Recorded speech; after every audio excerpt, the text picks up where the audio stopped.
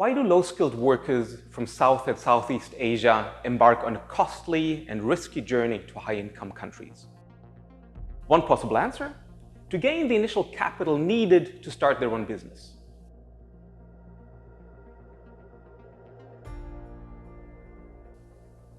For a study with Laurent Bossavie, Caglar Ozden and He Wang, we collected new data among returned migrants in Bangladesh and find that temporary migration isn't just about finding employment. These migrants, often employed in construction and services in countries on the Arabian Peninsula, take on significant financial burdens to cover migration costs. They borrow money, hoping to earn higher incomes abroad. It's an investment, a risky one, but with the potential for high returns. Now let's talk numbers.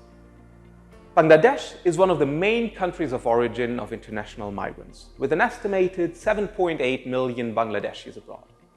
And guess what? The median total cost of migration for them equals around 3 years of earnings of a wage worker in Bangladesh. But most of these migrants manage to break even within a little over a year of wages earned abroad. Moreover, we observe a strong movement into self-employment after the return. Before migration, the individuals in our sample had a self-employment rate of around 30%, similar to non-migrants. After migration, though, that rate soared to over 60%. These individuals become small-scale entrepreneurs, such as shopkeepers or taxi drivers. Still, their earnings exceed those of dependently employed workers, many of whom are informal laborers in agriculture or construction.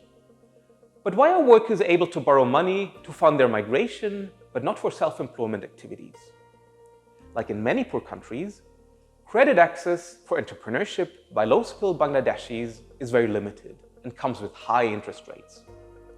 Instead, migrant loans are much more widely available. Temporary international migration becomes a stepping stone on the route to self-employment. In fact, according to our data, around 50% of capital for self-employment for returnees is money saved while working abroad. Migration and self-employment influence each other. Hence, policymakers must consider this relation when designing policy interventions that aim to boost entrepreneurship, because migration will respond to these policies and may undercut the intended effect on business creation.